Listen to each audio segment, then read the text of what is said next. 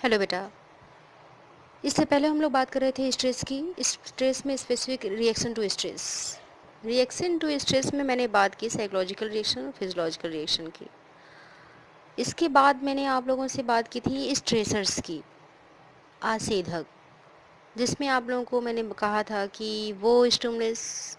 वो परिस्थिति जो व्यक्ति में तनाव उत्पन्न करती है, यानी तनाव उत्पन्न करने वाली परिस्थिति या उद्दीपक को आसेधक या स्ट्रेसर्स कहा जाता है। आज हम लोग इस स्ट्रेसर्स की कैटेगरी के बारे में बात करेंगे।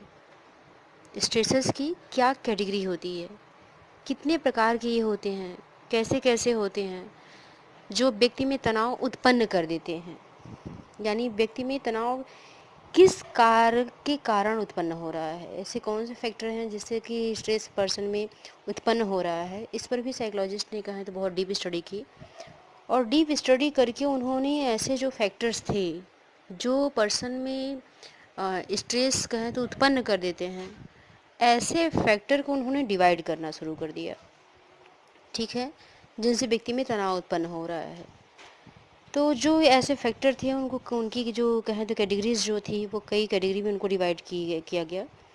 जिसमें आपके लगभग 6 कैटेगरीज इसमें डिवाइडेशन किया गया है आपकी कैटेगरी ऑफ स्ट्रेसेस के अंतर्गत। तो इसमें फर्स्ट है आपका stressful life event. Stressful life event, तो पहले हम लोग बात करते हैं यही स्ट्रेसफुल लाइफ इवेंट की, यानी तनावपूर्ण जीवन की जो घटनाएं हैं वो व्यक्ति में तनाव उत्पन्न करती हैं। व्यक्ति की जो ज़िंदगी होती है उसमें तरह तरह की घटनाएं घटती हैं। कुछ घटनाएं सुखद होती हैं, कुछ घटनाएं दुखद होती हैं। ये जो दोनों तरह की घटनाएं होती हैं उनकी मूल ज़रूरत ये होती है कि व्यक्ति उनके साथ एक तरह से पुनर्समायोजन करे, रीएडजस्टमेंट करे। तो यहाँ जो रीएडजस्टमेंट होता है दोनों घटनाओं के साथ होता है, सुखद और दुखद। साइकोलॉजिस्ट ने जो स्टडी किया, मनोवैज्ञानिकों की जो स्टडी थी, उसमें ये स्पष्ट किया गया कि ऐसी घटनाओं के प्रति जब व्यक्ति के जो है वो ठीक ढंग से समायोजन नहीं कर पाता है। सपोज दैट कोई ऐसी घटना घटी है जो काफ़ी दुखद रही और व्यक्ति उसके साथ मान लीजिए कि समायोजन नहीं कर पा रहा है, या समायोजन कर लिया और फिर दोबारा वैसी ही घटनाएं घटित हो रही हैं, तो वहाँ रीएडजस्टमेंट की बात होती है। पर्सन रीएडजस्टमेंट करता है। तो यहाँ साइकोलॉजिस्ट का ये मानना है कि जब ऐसी घटनाएं घटित होती हैं तो व्यक्ति उनके साथ अगर ठीक ढंग से समायोजन नहीं कर पा रहा है, तब उसमें एक तरह से तनाव जो है वो उत्पन्न होता है, और व्यक्ति में एक तरह से आपके कहें तो दैहिक या सामयिक जो विकृतियाँ होती हैं, यानी इमोशनल जो डिसऑर्डर होते हैं, वो उत्पन्न कर देती हैं। यानी जब भी पर्सन में के सामने अगर सिचुएशन ऐसी आती है जो काफ़ी दुखद रही है, तो उसके साथ पहले तो एडजस्टमेंट करेगा, नहीं हो पाएगा तो रीएडजस्टमेंट करने की कोशिश करेगा। सिचुएशन अगर वैसी आई, एडजस्टमेंट किया, दोबारा वैसी सिचुएशन आ रही है तो फिर उसको रीएडजस्टमेंट की ज़रूरत पड़ रही है। लेकिन वहाँ पर अगर वो पूर्ण रूप से समायोजित नहीं कर पा रहा है, एडजस्ट नहीं कर पा रहा है खुद को, तब इस स्थिति में जो पर्सन है उसके अंदर एक तरह से तनाव उत्पन्न हो जाता है। तनाव जैसे ही व्यक्ति में उत्पन्न होता है वो एक तरह से अगर लगातार बना हुआ है पर्सन में, तो पर्सन में इमोशनल जो डिसऑर्डर्स होते हैं वो धीरे धीरे उत्पन्न होने लगते हैं। इस सिलसिले में जो होल्म्स हैं और जो राहे 1967 की अगर बात करूं, तो उन्होंने इस पर काफ़ी अच्छी स्टडी की, और इन्होंने ये बताया कि जो लोग ऐसे हैं जिनकी तनावपूर्ण जो जिनके जीवन में तनावपूर्ण घटनाओं के उत्पन्न होने की संभावनाएं अधिक थी, तो उनकी कहें तो जो महत्व है उसको मेज़रमेंट करने के लिए, यानी स्ट्रेस को मेज़र करने के लिए उन्होंने एक स्पेसिफिक जो स्केल था उसको बनाया, और उसमें मैग्नीट्यूड जो प्रोडक्शन है उस विधि को उन्होंने विकसित किया, जिसे सोशल रिग्रेटमेंट रेटिंग स्केल या SRRS कहा गया। ठीक है, तो यहाँ सामाजिक पुनर्समायोजन रेटिंग मापनी, सोशल रीअरेंजमेंट रेटिंग स्केल कहा गया इसको। ये जो आपकी मापनी थी इसमें अलग अलग तरह की लगभग 43 घटनाएं, यानी 43 घटनाएं, जैसे पति या पत्नी की मृत्यु, तलाक, और वैवाहिक अगर अलगाव की बात करें तो वो, साथ ही कहें तो शादी, परिवार के किसी सदस्य की बीमारी या अवकाश प्राप्ति, किसी गहरे दोस्त की मृत्यु, परिवार की कहें तो ऐसे किसी सदस्य की प्राप्ति, नए सदस्य की प्राप्ति, गर्भ, घर से किसी सदस्य का गुम हो जाना, ससुराल वालों से झगड़ा, घर बदलना, खाने की आदत में परिवर्तन, हल्का फुल्का कानूनी उल्लंघन, इन सभी समस्याओं को सम्मिलित किया गया था। साथ ही सबसे अधिक तनावपूर्ण में सबसे कम तनावपूर्ण होने की जो दिशा थी, यानी उनकी रैंकिंग भी की गई थी। तो यहाँ सबसे अधिक जो तनावपूर्ण था वो यानी सीक्वेंस में रखा गया, बहुत अधिक तनावपूर्ण, कम तनावपूर्ण, उससे कम, उससे कम, उससे कम, तो वो सीक्वेंस उनको कहें तो एक तरह से रैंकिंग की गई, श्रेणीबद्ध किया गया। ये जो विभिन्न प्रकार की जो घटनाएं थी, इनका जीवन के परिवर्तन या इकाई मूल्य पे जो लाइफ चेंज यूनिट वैल्यू होती है, उसमें कहें तो जो 100 से लेकर के 1 के बीच होता है। यानी कहने का अर्थ है कि ये जो विभिन्न घटनाएं थी, इनका जीवन परिवर्तन इकाई मूल्य जो था वो 100 से 1 के बीच था, और उसी को निर्धारित भी किया गया। ठीक है, तो यहाँ जो जीवन परिवर्तन मूल्य यानी लाइफ चेंज यूनिट वैल्यू जो थी, उससे ये पता चला कि ऐसी घटनाएं के होने पर यहाँ रीएडजस्टमेंट की ज़रूरत व्यक्ति को ज़रूर पड़ती है। यानी अगर लाइफ चेंज यूनिट वैल्यू से 100 से 1 के बीच किया गया है, तो वहाँ पर अगर ऐसी घटनाएं घटित हो रही हैं व्यक्ति में, जो अभी ऊपर मैंने कहा, तो ऐसी जो घटनाएं घटित होती हैं, तो उन ऐसी घटनाओं को के होने पर व्यक्ति को कितना रीएडजस्टमेंट की ज़रूरत पड़ रही है वो देखा गया। जैसे कि अगर हम बात करें कि ये जो मेजरमेंट करने के लिए स्केल तैयार किया गया, उसमें अगर सबसे अधिक तनावपूर्ण जीवन की घटना है तो वो पति या पत्नी की मृत्यु। ठीक, तो इसका आपका वैल्यू था 100, यानी यहाँ पर व्यक्ति के अंदर अधिकतम तनाव हो रहा है। ठीक है, इसी तरीके से अगर हम रिटायरमेंट की बात करें तो इसका आपका वैल्यू होगा 45, और सबसे अंतिम श्रेणी की अगर बात करें तो 43, जो उस श्रेणी में कहने का अर्थ है कि कानूनी जो उल्लंघन है उसको रखा जा रहा है, जिसका मूल्य आपका 1 बताया गया। तो ये पता लगाने के लिए व्यक्ति किस खास अवधि में, जैसे पिछले 1 या 2 साल में कितना तनावपूर्ण अनुभव किया है या तनाव का अनुभव किया है, उसे जो स्केल है उसके 43 एकांशों में उन एकांशों पर चिन्ह लगाने के लिए कहा जाता था जो उस व्यक्ति ने अपने पिछली जो जीवन की अवधि थी उसमें उसने पाया। यानी कहने का अर्थ है कि वो इससे पहले जो अनुभव किया था, जो उसे जिस कष्ट का अनुभव हुआ था, जिसके कारण वो ज़्यादा स्ट्रेसफुल रहा है, उसे उसी एकांश को पढ़ करके, उसी आइटम को पढ़ करके उस पर टिक लगाना होता था। ठीक है, इसके बाद जो भी आपके एकांश रहते थे या जो आइटम रहते थे, उससे जो संबंधित आपका मूल्य था, यानी जो वैल्यू थी, लाइफ चेंज यूनिट वैल्यू में भी मैंने कहा, तो जो वैल्यू थी टोटल वैल्यू को जोड़ दिया जाता था, जिसे आपका टोटल स्ट्रेस स्कोर कहा गया। ठीक है, जैसे कि जो भी सपोज दैट कि वो 43 जो एकांश थे, 43 जो आइटम्स थे, उनमें कुछ को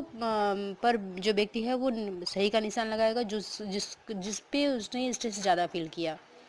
तो यहाँ पर जितने स्ट्रेस को उसने फील किया है, उन सारे स्ट्रेस पे फुल जो आइटम्स थे उस पर उसने टिक लगाया, और सारे जो आपके स्ट्रेसफुल आइटम थे उन सबको मेज़र कर दिया गया, यानी सबकी वैल्यू जो थी वो जोड़ दी गई, जोड़ करके जो निकाला गया तो वो टोटल स्ट्रेस स्कोर कहा गया। ये जो आपका स्कोर था वो जितना अधिक होता है उसमें तनाव उतना ही अधिक माना गया, और उनका जो सामयिक या दैहिक जो स्वास्थ्य है खराब होने की संभावनाएं भी उतनी अधिक मानी गई। जाहिर सी बात है कि जिस पर्सन में स्ट्रेस ज़्यादा होगा तो उसमें इमोशंस जो प्रॉब्लम्स होंगी वो ज़्यादा होंगी, और साथ ही जो उसके अंदर कहें तो फिज़िकल जो इसकी हेल्थ है वो भी डैमेज होगी। तो स्ट्रेस का क्या इफ़ेक्ट उसकी बॉडी पे पड़ रहा है, क्या मेंटली उसको इफेक्ट पड़ रहा है, इस सब का मेजरमेंट जो है आसानी से किया जा सकता था। वैसे इस मापनी पर किसी व्यक्ति का अगर 250 या उससे अधिक अगर स्कोर मिल जाता है तो ये मान लिया जाता है कि जो ये 250 यानी लगभग 250 से या उससे अधिक अगर वो किसी का स्कोर मिल गया तो 1 साल की जो उसकी जीवन है या उसकी जीवन की जो घटनाएं हैं उसमें परिवर्तन के आधार पर ही आता है, तो उसका जीवन ये मान लिया जाता है कि काफ़ी तनावपूर्ण रहा अगर 250 से अधिक आ रहा है तो। या 250 तक भी आ जाता है अगर स्कोर, तभी मान लिया जाता है कि उसकी जो जीवन की घटनाएं थी वो काफ़ी तनावपूर्ण रही हैं। अगर अगले 1 साल के भीतर उसे सामयिक या दैहिक रूप से बीमार पड़ने की संभावना बन जाती है। कारण क्योंकि ये पिछले मैंने कहा अभी कि वो 250 से अधिक या 250 तक अगर उसका स्ट्रेस स्कोर मिल रहा है, तो पर्सन जाहिर सी बात है कि इससे पिछला जो उसका समय बीता है वो काफ़ी स्ट्रेसफुल रहा है। और इस स्ट्रेसफुल लाइफ इवेंट में अगर पर्सन को देखा जाए तो वो लगभग 1 साल के भीतर सामयिक रूप से और शारीरिक रूप से फाइनली उसको बीमार होना ही है। ऐसा मेजरमेंट करने के बाद ये आंकड़े निकल रहे हैं, क्योंकि उसका जो जीवन है वो काफ़ी तनावपूर्ण है। और तनावपूर्ण अगर लगातार व्यक्ति का में अगर ऐसे जीवन बने हुए हैं, यानी उसके जीवन में लगातार तनावपूर्ण स्थिति बनी हुई है, तो उसका इफ़ेक्ट उसकी इमोशनल और कहें तो फिज़िकल हेल्थ पे काफ़ी पड़ता है और बीमार होने की संभावनाएं बढ़ जाती हैं। वैसे अगर 150 या इससे कम अगर स्ट्रेस स्कोर मिल रहे हैं, ऐसा जो व्यक्ति है वो सामान्य तनाव का माना जाता है। यानी 150 लगभग से 150 या 199 के बीच अगर हम स्ट्रेस स्कोर रखें, तो 150 से 199 के बीच अगर स्ट्रेस स्कोर किसी व्यक्ति का आ रहा है, तो उसमें माइल्ड स्ट्रेस कहा जाएगा, हल्का तनाव। 200 से 299 तक अगर स्कोर मिल रहा है, तो ऐसे जो व्यक्ति हैं जिनमें 200 या 200 से 99 प्राप्तांक अगर मिल रहे हैं, स्ट्रेस स्कोर मिल रहे हैं, तो ऐसे व्यक्ति को साधारण तनाव या मॉडरेट स्ट्रेस का माना जाता है। 300 से ऊपर जिनका प्राप्तांक है, ऐसे पर्सन जिनका आपका स्ट्रेस स्कोर 300 तक है, तो ऐसे व्यक्ति को जीवन की सबसे अधिक तनावपूर्ण घटना से ग्रसित समझा जाता है। ऐसा इस मापनी से लिया गया। अगर हम होल्म्स और माशुदा 1974 की बात करें, तो उन्होंने जो स्टडी की उसमें उन्होंने ये करके यह दिखलाया कि वैसे व्यक्ति जिनका कुल स्ट्रेस स्कोर जो है उस जीवन की जो घटनाएं होती हैं उसमें परिवर्तन पर लगभग 300 या उससे ऊपर आया, या वे अगले 9 महीने में उन व्यक्तियों की तुलना में भयंकर रूप से बीमार पड़े जिनका जो कुल कहें तो स्ट्रेस स्कोर जो था वो 200 था या उससे नीचे था। तो ये जो स्टडी है, ये इस स्टडी से ये स्पष्ट हो जाता है कि जितना ही अधिक तनावपूर्ण घटनाएं किसी व्यक्ति की ज़िंदगी में घटती हैं, उसमें तनाव की मात्रा उतनी ही अधिक होती है। यानी कहने का अर्थ है कि जितना ज़्यादा पर्सन में तनावपूर्ण जो घटनाएं हैं वो ज़्यादा घटती रहेंगी, लगभग लगातार घट रही हैं, तो वैसी स्थिति में उसका जीवन उतना ही तनावपूर्ण समझा जाएगा और उसकी सामयिक और जो शारीरिक कहें तो स्वास्थ्य है वो भी उतनी ही तेज़ी से गिरता हुआ समझ में आता है। तो यहाँ तनाव की मात्रा उतनी ही अधिक होगी, तो उसका स्वास्थ्य भी उतना ही अधिक प्रभावित होगा।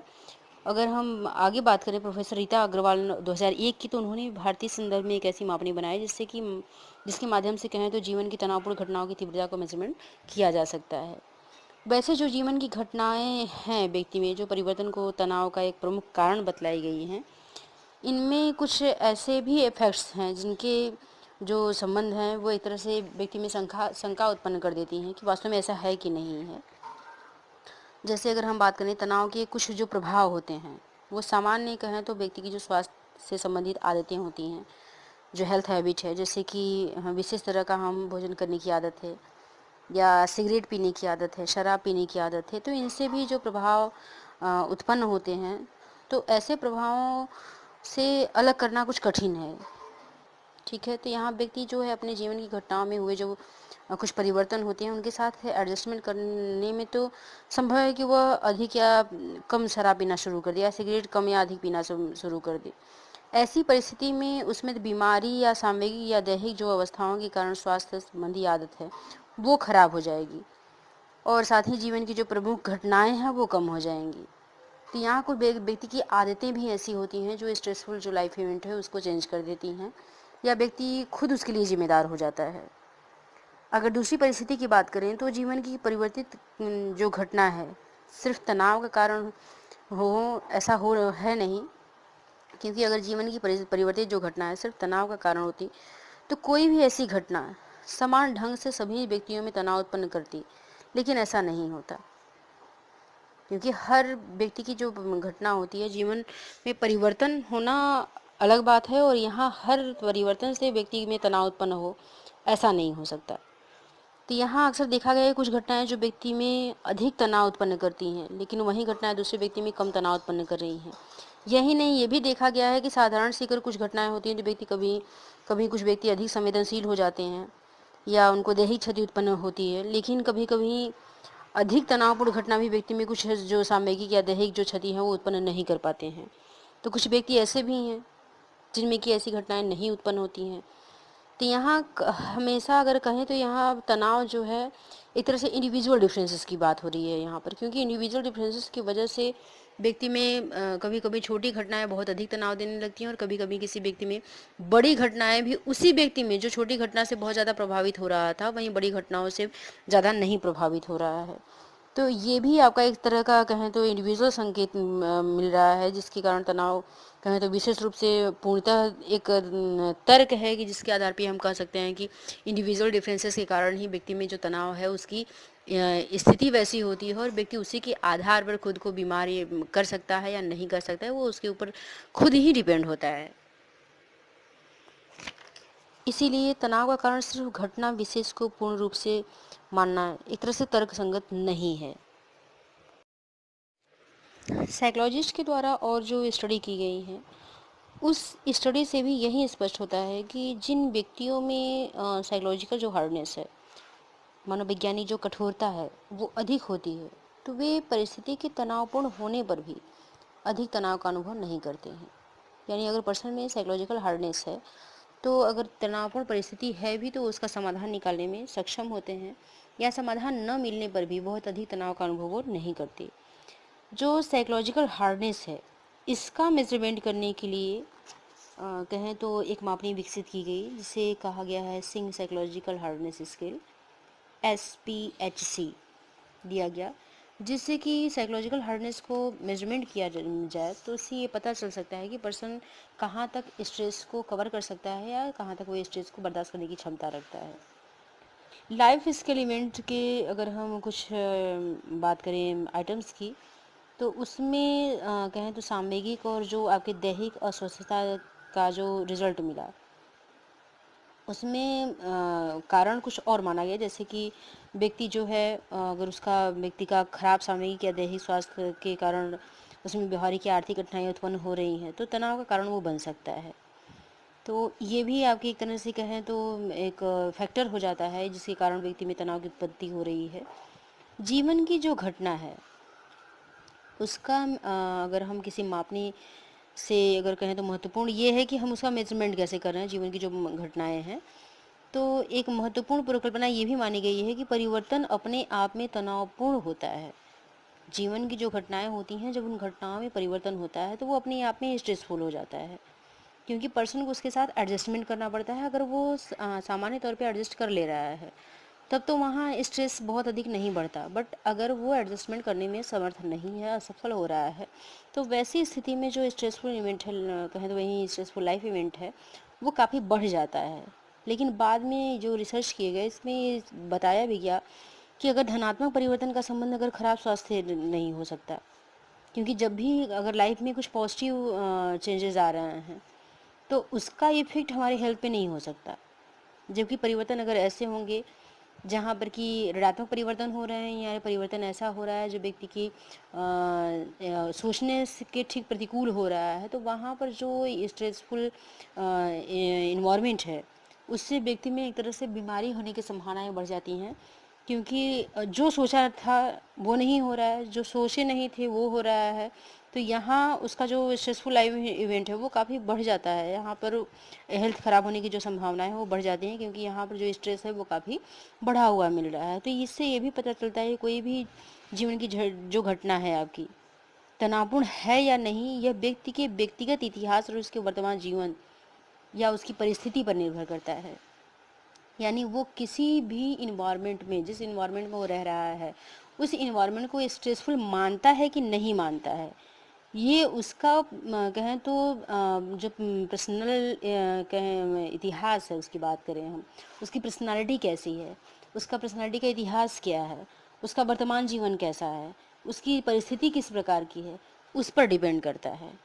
तो इन परिस्थितियों के बावजूद भी अगर हम जीवन की में घटना में होने वाले परिवर्तन का अगर हम मुख्य कारण माने तो परिस्थितियां ही कुछ ऐसी होती हैं जिसके परिवर्तन होने पर या परिस्थितियों के परिवर्तित होने पर व्यक्ति उसके साथ अगर एडजस्टमेंट नहीं कर पा रहा है तो वहाँ पर तनावपूर्ण स्थिति उत्पन्न हो जाती है। लेकिन अगर परिवर्तन धनात्मक है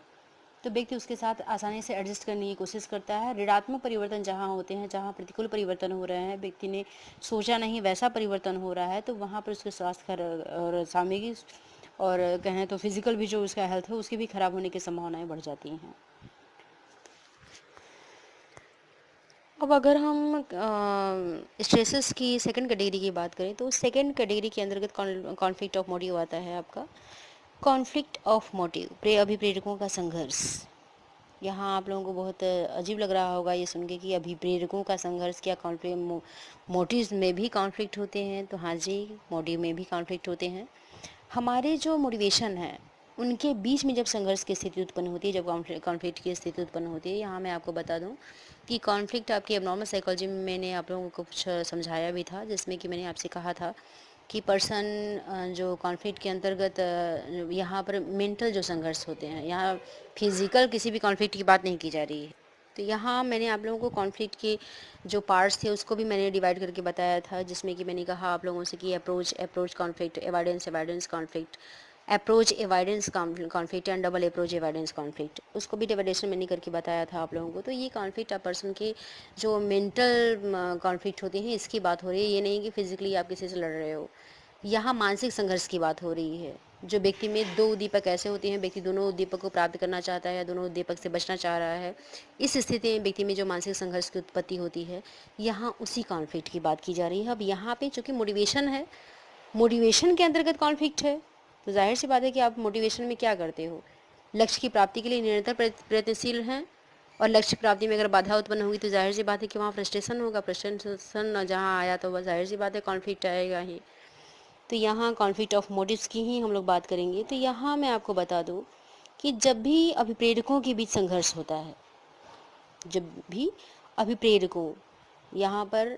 जो भी आपकी अभिप्रेरक है, यहाँ मैक्सिमम बात करेंगे तो आपके दो प्रकार के आपके मोटिव होते हैं। एक तो बायोलॉजिकल होता है, दूसरा सोशल होता है। तो सोसाइटी से जब हम एक्वायर करना चाह रहे हैं, सोसाइटी से जब हम एक्वायर करते हैं और सोसाइटी से एक्वायर करने में हमको बाधा उत्पन्न होती है, नहीं मिल पाती है वो चीज़ें, तब वहाँ पर कॉन्फ्लिक्ट की स्थिति व्यक्ति में उत्पन्न होती है। तो यहाँ जब अभिप्रेरकों के बीच संघर्ष होता है तो इससे व्यक्ति में जो है कहें तो एक तरह से तनाव उत्पन्न होता है। ऐसी परिस्थिति में जिस अभिप्रेरक की संतुष्टि नहीं होती उससे व्यक्ति में एक तरह से फ्रस्ट्रेशन होता है। और यहाँ तनाव का मुख्य स्रोत क्या है? वहीं आपका मोटिव। अभी मैंने कहा कि कुछ ऐसे आपके जो अभिप्रेरक हैं, मोटिव्स होते हैं, जिसको आप पूरा करने के लिए लगातार निरंतर तत्पर रहते हैं। मोटिवेशन में क्या होता है? लक्ष्य प्राप्ति के लिए निरंतर प्रयत्नशील रहना। जब तक लक्ष्य की प्राप्ति नहीं हो जा रही है तब तक व्यक्ति लगा रहता है उसमें, ठीक है। तो यहाँ जब हम सोसाइटी से कुछ एक्वायर करना चाह रहे हैं, अगर वो हमको नहीं मिल पा रहा है, यानी उस मोटिवेशन की संतुष्टि नहीं हो पा रही है। अब यहाँ पर अगर हम बायोलॉजिकल फैक्टर्स की बात करें तो यहाँ जो आपके बायोलॉजिकल जो मोटिव हैं, यहाँ भूख प्यास काम नींद, इनकी भी बात हो सकती है। इसमें भी अगर बाधा उत्पन्न होती है तभी पर्सन को थोड़ी स्ट्रेस होती है, लेकिन यहाँ पर लक्ष्य प्राप्ति की संभावनाएं ज़्यादा से ज़्यादा होती हैं। दूसरी बात अगर हम करें सोसाइटी से जो हम एक्वायर कर रहे हैं, जैसे संबंधन की आवश्यकता है, उपलब्धि है, आपकी आवश्यकता है, तो यहाँ पर ये जो आपके मोटिव्स होते हैं, यहाँ ऐसी मोटिव्स की जब तक व्यक्ति को प्राप्ति नहीं होती वो निरंतर लगा हुआ है लक्ष्य प्राप्ति के लिए।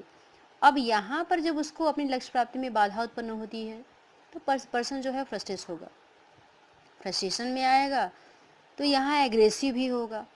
तो फ्रस्ट्रेशन और एग्रेशन के कारण उसके मोटिवेशन में जो बाधाएं उत्पन्न हो रही हैं, तो ये सबके पीछे कारण क्या हो जाएगा? तनाव।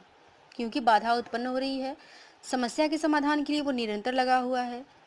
समस्या का समाधान वो निकाल नहीं पा रहा है, और जब तक समस्या का समाधान नहीं निकाल पाएगा तब तक जाहिर सी बात है कि उसमें तनाव की उत्पत्ति लगातार होती रहेगी। इससे बचने के लिए उसके मन में या मस्तिष्क में लगातार संघर्ष की स्थिति बनी रहती है। इसी को आगे कहा गया है कॉन्फ्लिक्ट ऑफ मोटिव, ठीक है।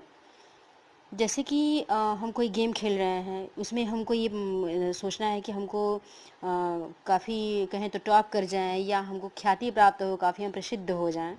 ऐसी स्थिति है। तो यहाँ आप अपने आप को प्रसिद्ध करने के लिए एक तरह से तो यहाँ वो फेमस होने के लिए या खुद की ख्याति प्राप्त करने के लिए वो गेम खेल रहा है। तो वैसी कंडीशन में मान लीजिए कि वो गेम खेल रहा है, लेकिन फिर भी वो ये सोच रहा है कि अगर हम फेमस नहीं हो पाए तो कम से कम हमारा जो परफॉर्मेंस है वो बेस्ट हो। तो यहाँ एक तरह से वो अपने मानसिक संघर्ष को दूर करने की कोशिश कर रहा है कि हम फेमस नहीं हो पाए तो क्या हुआ, टॉप तो किए हैं हम, या हमने हमारा जो परफॉर्मेंस है वो तो बेस्ट रहा है। तो यहाँ परफॉर्मेंस बेस्ट रहा है या हमने टॉप किया है, ये उसके मानसिक संघर्ष को यानी मेंटल कॉन्फ्लिक्ट को कम कर रहा है या कम करने की कोशिश कर रहा है। लेकिन उसकी वास्तविक इच्छा थी कि वो फेमस हो जाए। तो वो व्यक्ति चूंकि यहाँ डिफेंस मैकेनिज्म को यूज़ करेगा ही, डिफेंस मैकेनिज्म फाइनली वो यूज़ करेगा। तो यहाँ पर जो डिफेंस मैकेनिज्म यूज़ कर रहा है वो किसकी रक्षा कर रहा है, अपने ईगो की रक्षा कर रहा है। ठीक है। तो यहाँ व्यक्ति के जीवन में जो भी मानसिक संघर्ष होते हैं, ऐसे मानसिक संघर्ष कई प्रकार के होते हैं जो तनाव उत्पन्न करते हैं।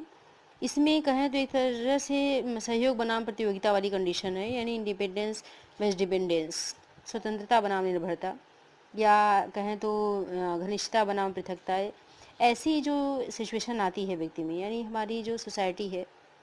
उसमें कुछ जो चीज़ें हैं जिसको हम लोग एक्वायर करना चाहते हैं, यहाँ पर मैक्सिमम जो सोसाइटी से हम एक्वायर करना चाहते हैं उसको लेकर के एक तरह से मेंटल कॉन्फ्लिक्ट पर्सन के अंदर बना हुआ होता है। तो यहाँ हमारे समाज में प्रतियोगिता और सफलता पर काफ़ी अधिक बल दिया जाता है। साथ ही साथ हम समाज के कहें तो सहयोगिता के दृष्टिकोण से भी महत्वपूर्ण मानते हैं कि हम सहयोग करें या सहयोग प्राप्त हो। तो इसका परिणाम ही यही होता है कि पर्सन के अंदर एक तरह से जो मेंटल कॉन्फ्लिक्ट है उसकी उत्पत्ति होती है, और इसी मेंटल कॉन्फ्लिक्ट की वजह से ही व्यक्ति में तनाव की भी उत्पत्ति होती है। तो उसी तरीके से अगर हम बात करें तो व्यक्ति में जो दूसरों के साथ रहने, दूसरों के सुख दुख के में हाथ बटाने या इन्वॉल्व होने या इच्छा का टकराव होने से जो बात से हो सकता है, ऐसे अधिक करते हैं तो इससे हमारे शरीर परिवार की अगर बात करें तो लोग अलग करने वाली बात हो यहाँ पर हो जाती है। तो हम खुद को अकेला महसूस करने लगते हैं। तो यहाँ हम दूसरों के साथ इन्वॉल्व होते हैं तो अपने परिवार से हम अलग हो रहे हैं। तो यहाँ पर एक तरफ जो हमारा जुड़ाव हो रहा है, एक तरफ संबंध हमारे बन रहे हैं, दूसरी तरफ संबंध बिगड़ रहे हैं। तो यहाँ तनाव की जो स्थिति है वो बढ़ने लगती है। तो कभी कभी व्यक्ति दूसरों पर अधिक निर्भरता दिखाता है, या कभी ये भी सोचता है कि वो बड़ा होकर के एडल्सन एज में भी वो दूसरों पर डिपेंड रहेगा। तो ये बात अच्छी नहीं है। ऐसी सोच से भी व्यक्ति जो है वो काफ़ी स्ट्रेसफुल हो जाता है। तो कुछ जो इसके अतिरिक्त जो हम क्षेत्र की बात करें तो इसमें जैसे यौन है, आपका आक्रामकता है, ऐसे होते हैं जिसमें व्यक्ति की जो इच्छाएं होती हैं वो नैतिक सामान्य जो आपके फैक्टर होते हैं, यानी जो नॉर्मल स्टैंडर्ड से जो होती हैं वो आपकी नैतिकता जो है टकराती है। तभी इन सब मानकों की अगर हम अवहेलना करते हैं, उसे छोड़ते हैं, उसे अवॉइड करते हैं, तो इससे भी व्यक्ति में एक तरह से गिल्ट फीलिंग होती है, और इस गिल्ट फीलिंग की वजह से पर्सन जो है वो स्ट्रेसफुल हो जाता है। यहाँ अगर हम बात करें तो कुछ के ऐसे भी मोटिव होते हैं, जो मोटिवेशन होते हैं जो विरोधी प्रकृति के अगर हो मिल गए, क्योंकि यहाँ पर मैंने बात की है कॉन्फ्लिक्ट ऑफ मोटिव्स की, तो विरोधी प्रकृति की ही अगर होंगे, यानी कहीं अप्रोच है, कहीं अवॉइडेंस है, कुछ को हम चाह रहे हैं, कुछ को नहीं चाह रहे हैं, प्रवृत्तियाँ जो हैं अलग अलग हो रही हैं, तो यहाँ भी इस व्यक्ति में कॉन्फ्लिक्ट एक तरह से उत्पन्न होता है और व्यक्ति में तनाव की जो स्थिति हो वो उत्पन्न हो जाती है। अगर 1930 में कर्ट लेविन की बात करूँ तो इन्होंने दो विरोधी कहें तो प्रवृत्तियों के रूप में संघर्ष का वर्णन किया है, जिसमें उन्होंने अप्रोच और एवॉइडेंस की बात की है। अभी मैंने इसको बताया भी आप लोगों को। तो अप्रोच और एवॉइडेंस, ये दोनों जो हैं विरोधी प्रवृत्तियाँ, जो झुकाव एक दूसरे के तरफ होता है, तो यहाँ पर व्यक्ति में एक तरह से कॉन्फ्लिक्ट जो है उत्पन्न हो जाता है। व्यक्ति को दो जो आपके जो इच्छित विकल्प होते हैं, डिज़ायरेबल जो अल्टरनेटिव्स होते हैं, उनके बीच में कुछ एक को चुनना होता है, या चुनना कहें तो आवश्यक हो जाता है। तो ये जो सिचुएशन होती है वो आपका अप्रोच कॉन्फ्लिक्ट होती है। यानी कहने का अर्थ है कि ऐसी दो इच्छाएं, प्रबल इच्छाएं व्यक्ति के मन में हैं और व्यक्ति दोनों को चाह रहा है, दोनों को। यहाँ दो इच्छाएं हैं, दोनों प्रबल इच्छाएं, व्यक्ति दोनों को चाह रहा है, लेकिन किसी एक को चुनना उसकी व्यवस्था है, दोनों उसको नहीं मिल सकता, किसी एक को ही उसको सेलेक्ट करना होगा। और जब तक पर्सन किसी एक को सिलेक्ट नहीं कर लेगा तब तक ये कॉन्फ्लिक्ट उसके मन में बना रहेगा। तो अगर ऐसे पर्सन के अंदर अगर दो मोटिव्स हैं और दोनों मोटिव्स को पर्सन एक्वायर करना चाह रहा है, दोनों को चाह रहा है, दोनों को लेना चाह रहा है, लेकिन किसी एक को सिलेक्ट करना उसकी मजबूरी है, किसी एक को अगर वो नहीं छोड़ेगा तो यहाँ कॉन्फ्लिक्ट उसके अंदर बना रहेगा और स्ट्रेसफुल वो बना रहेगा। तो Kurt Lewin, according to Kurt Lewin, उन्होंने ही कहा है कि यहाँ पर जो पर्सन के अंदर कॉन्फ्लिक्ट जो है उत्पन्न हो रहा है वो अप्रोच कॉन्फ्लिक्ट है। यानी पर्सन दोनों जो इच्छाएं हैं वो दोनों इच्छाओं की पूर्ति चाह रहा है, लेकिन किसी एक ही इच्छा की पूर्ति हो सकती है, दूसरी इच्छा की पूर्ति नहीं हो सकती है। तो इस स्थिति में भी व्यक्ति के अंदर एक तरह से तनाव की जो है उत्पत्ति होती है और यहाँ मेंटल कॉन्फ्लिक्ट जो है वो भी व्यक्ति के अंदर बना हुआ होता है। ठीक है, तो ऐसी जो इच्छाएं होती हैं इनको अप्रोच कॉन्फ्लिक्ट कहा जाता है। दूसरी जो व्यक्ति की इच्छाएं हैं एवॉइडेंस परिहार। तो यहाँ इसमें दो व्यक्ति के अंदर अवांछनीय जो विकल्प होते हैं वो होते हैं, यानी दो ऐसी इच्छाएं जिनको व्यक्ति नहीं चाह रहा है। दो इच्छाएं हैं और दोनों इच्छाओं से व्यक्ति बचना चाह रहा है, अवॉइड कर रहा है, दोनों को नहीं लेना चाह रहा है, दोनों अवांछित है उसके लिए। तो वो दोनों को छोड़ना चाह रहा है लेकिन किसी एक को सेलेक्ट करेगा तभी उसका जो मेंटल कॉन्फ्लिक्ट है वो कम होगा, या उसमें दोनों में से किसी एक को सिलेक्ट करना उसकी मजबूरी है। तो इस कंडीशन में जब तक वो किसी एक को सिलेक्ट नहीं कर लेता है तब तक उसके अंदर स्ट्रेस बना रहेगा और साथ ही कहें तो कॉन्फ्लिक्ट भी, मेंटल कॉन्फ्लिक्ट जो है वो भी बना रहेगा। तो इस परिस्थिति से जो पर्सन है वो बचना चाहता है और बचने के लिए यहाँ पर किसी एक जो उसकी अवांछित इच्छाएं हैं, जिससे ऐसी इच्छा जिसको चाह नहीं रहा है फिर भी उसको सिलेक्ट करना पड़ रहा है, तो उसे उसमें से किसी एक इच्छा का वो सिलेक्शन कर ही लेता है या करना ही पड़ता है। तो ऐसी सिचुएशन में जो पर्सन के अंदर कॉन्फ्लिक्ट जो है वो उत्पन्न होता है उसे एवॉइडेंस कॉन्फ्लिक्ट कहा जाता है। तीसरे तरह का जो आपका कॉन्फ्लिक्ट होता है वो आपका अप्रोच एवॉइडेंस कॉन्फ्लिक्ट होता है। तीसरा जो है, इससे पहले मैंने आपको बताया अप्रोच कॉन्फ्लिक्ट, दूसरा है एवॉइडेंस कॉन्फ्लिक्ट। तीसरा तो है आपका कॉन्फ्लिक्ट वो है अप्रोच एवॉइडेंस कॉन्फ्लिक्ट, जहाँ जो व्यक्ति है, व्यक्ति को एक ही पसंद में कुछ इच्छित और कुछ अनिच्छित दोनों ही प्रकार के जो मोटिव होते हैं उनका सामना करना पड़ता है। यानी है तो अप्रोच एवॉइडेंस, लेकिन दोनों में सिचुएशन ऐसी होती है कि उसमें कुछ उसकी इच्छा के अनुरूप होते हैं, कुछ जो होते हैं उसकी इच्छा के विपरीत होते हैं, और उसमें यानी दोनों को वो चाह रहा है। यहाँ दोनों में यहाँ ध्यान दीजिएगा कि अप्रोच एवॉइडेंस है, यानी इच्छाएं तो हैं, उसकी इच्छाओं के विकल्प भी हैं उसमें, लेकिन उसमें से किसी एक को छोड़ना भी पड़ेगा उसको और किसी को एडॉप्ट भी करना पड़ेगा। क्यों? क्योंकि उसमें कुछ ऐसी इच्छाएं होती हैं, कुछ ऐसे पसंद होते हैं, कुछ ऐसी चॉइस होती है जिसमें कि वो दोनों अभिरेक एक ही साथ उसको मिलेंगे। तो ऐसी जो सिचुएशन होती है, इस सिचुएशन में जो पर्सन में उत्पन्न होता है मेंटल कॉन्फ्लिक्ट, उसको कहा गया है अप्रोच एवॉइडेंस कॉन्फ्लिक्ट, जहाँ व्यक्ति को एक ही चॉइस में से वांछनीय और अवांछनीय दोनों प्रकार के जो अभिप्रेत होते हैं उनका सामना करना पड़ता है। ऐसे जो आपके कॉन्फ्लिक्ट होते हैं, इन कॉन्फ्लिक्ट से व्यक्ति के अंदर एक तरह का जो तनाव है वो उसको मजबूती मिलती है। यानी कहने का अर्थ है कि जब भी हम मोटिवेट हो रहे हैं, अपनी इच्छाओं की पूर्ति चाह रहे हैं, वहाँ हमारी इच्छाओं की पूर्ति नहीं हो पा रही है या हमें किसी एक को सिलेक्ट करना ही पड़ रहा है, बाध्य किया जा रहा है, तो बाध्यता की स्थिति में जब भी हम कोई चीज़ सेलेक्ट करते हैं या कोई डिसीज़न ले रहे हैं तो वहाँ पर जो स्ट्रेस है उसको बल मिल जाता है। यानी तनाव यहाँ पर जैसे एवॉइडेंस अप्रोच एवॉइडेंस है तो वहाँ भी जो कॉन्फ्लिक्ट है उसमें भी एक तरह से व्यक्ति में तनाव कहे तो मजबूत होने लगता है।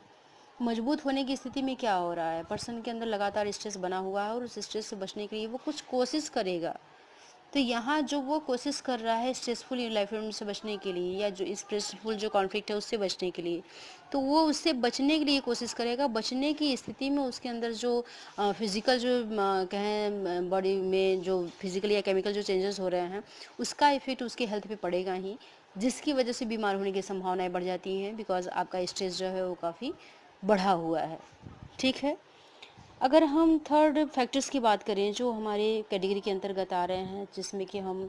ने कहा कि कुछ स्ट्रेसर्स होते हैं जिसे डिवाइड किया गया है, तो थर्ड कैटेगरी की अगर मैं बात करूं तो यहाँ डेली हेल्थ लिस्टिंग की बात हो रही है। जो डेली हेल्थलेस है उसमें क्या है कि प्रतिदिन का जो हमारे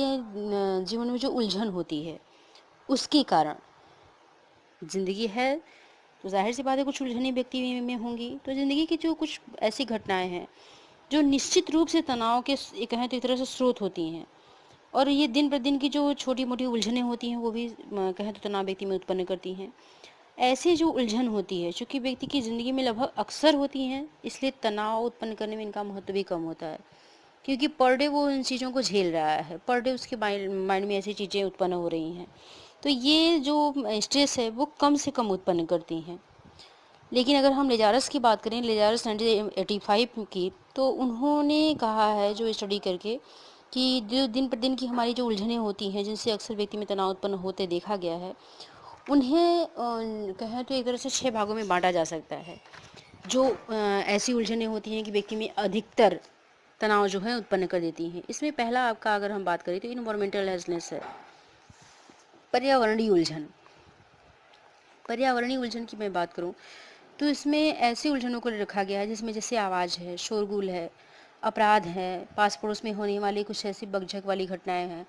इनकी वजह से भी पर्सन में एक तरह से कुछ स्ट्रेस जो है वो बढ़ जाते हैं। दूसरी बात करें तो हम घरेलू उलझनों की बात करेंगे जो हाउस होल्ड हेल्थलेसनेस है। इसमें जैसे भोजन का पकाना, बर्तन धोना, घर की सफाई, कपड़ा धोना, सामान खरीदना, या व्यक्ति को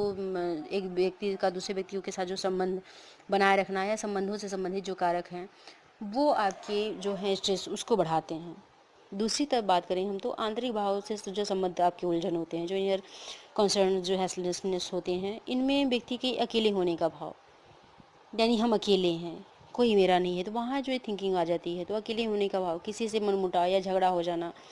ऐसे जब भाव व्यक्ति के अंदर आते हैं, यहाँ पर सामयिक भावों को अधिकतर लिया जाता है। तो ये भी व्यक्ति में जो आपके स्ट्रेस हैं उसको बढ़ाते हैं। साथ ही समयाभाव से जो उत्पन्न उलझन होती है, इसमें बहुत सारी चीज़ें होती हैं जैसे दिए गए हैं, जैसे कि समय के भीतर ही इतने काम को आपको पूरा कर लेना है, या एक साथ बहुत सारे आपके ऐसे उत्तरदायित्व हैं जिनको आपको निभाने हैं। तो ऐसी स्थिति में भी व्यक्ति जो है वो काफ़ी उलझन का अनुभव करता है, और इस उलझन के कारण उसमें एक तरह से तनाव बना हुआ होता है, क्योंकि वहाँ पर टाइम मैनेजमेंट करना है और उतने ही समय में आपको उतने वर्क कर लेने हैं। तो उतने ही समय में उतने ही वर्क करने हैं और यहाँ पर अपने सारे उत्तरदायित्वों की पूर्ति भी करनी है। तो ऐसे जो फैक्टर होते हैं पर्सन में एक तरह से स्ट्रेस उत्पन्न कर ही देते हैं। आगे अगर हम बात करें तो जो आर्थिक उत्तरदायित्व है उससे भी जो संबंधित व्यक्ति के में उलझन होते हैं, क्योंकि इसमें दो धन बचाना और धन कमाना, ये दोनों जो समस्याएं हैं व्यक्ति में एक तरह से उलझन उत्पन्न करती हैं, और दोनों के कारण व्यक्ति में एक तरह से तनाव जो है वो काफ़ी उत्पन्न भी हो जाता है, क्योंकि धन बचाने और कमाने से जो संबंधित कारक होते हैं उनकी आर्थिक जो जवाबदेही होती है उसे स्वीकार करना और उन्हें सम्मिलित भी किया जाता है। तो यहाँ जो आर्थिक स्थितियाँ होती हैं उनके कारण भी एक तरह से व्यक्ति को जो कहें तो सामाजिक भार या पारिवारिक भार को झेलना पड़ रहा है या वहन करना पड़ रहा है। तो इसके कारण भी व्यक्ति में एक तरह से तनाव की जो उत्पत्ति होती है वो होने लगती है। तो यहाँ उसके साथ ही जो आपकी आर्थिक उत्तरदायित्व से संबंधित आपके जैसे कि कुछ कानूनी मामले हैं जो सामाजिक हैं या समाज से संबंधित जो कार्य हैं, तो ऐसे कार्यों को भी करने पड़ते हैं पर्सन को। तो वहाँ पर एक तरह से व्यक्ति में तनाव की उत्पत्ति होती है, और ये जो तनाव व्यक्ति में उत्पन्न होता है इसकी कहें तो तीव्रता कुछ अधिकतम पाई गई है। अगर हम वर्क हेल्थलेस की बात करें, कार्य उलझन की बात करें, तो यहाँ जॉब सेटिस्फेक्शन की बात आ जाती है कि हम अपने जॉब से कितने संतुष्ट हो पा रहे हैं या कितने असंतुष्ट हैं। तो यहाँ जो जॉब सेटिस्फेक्शन की सिचुएशन होती है तो वहाँ पर या प्रमोशन की कंडीशन है वो नहीं मिल रहा है, या हम सेटिस्फाइज नहीं है अपने काम से फिर भी हमको करना पड़ रहा है। तो हम अपने काम से सेटिस्फाइज नहीं है फिर भी हमको काम करना पड़ रहा है। यहाँ जॉब सेटिस्फेक्शन नहीं है, प्रमोशन नहीं हो रहा है, या प्रमोशन का कोई अवसर ही हमको नहीं मिल पा रहा है।